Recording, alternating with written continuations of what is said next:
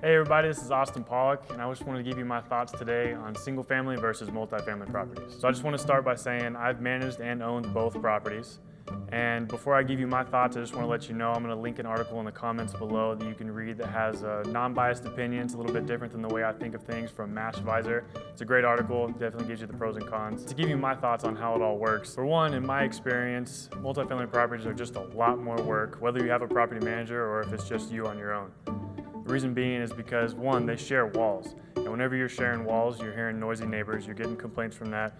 So-and-so makes smelly food, so-and-so took my parking spot. There's just always complaints that you're gonna have to deal with there. With single family, you typically don't get those, nagging phone calls, and you're not the nanny for everybody. And then when it comes to single family properties, they're also a little bit larger. And I know personally, when I was in college, I moved around almost every year just chasing the cheapest rents. Now that I have a family, I've got all my stuff, I've got my kids' stuff, and I've moved into a property that honestly I don't want to move out of just because I don't want to have to deal with the hassle of moving. Obviously there's pros and cons to both sides, multifamily and single family.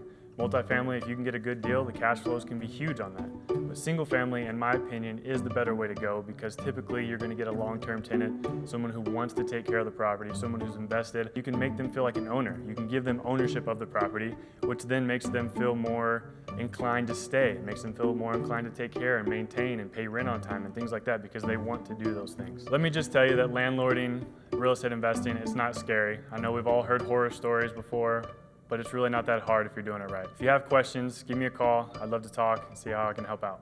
Thanks.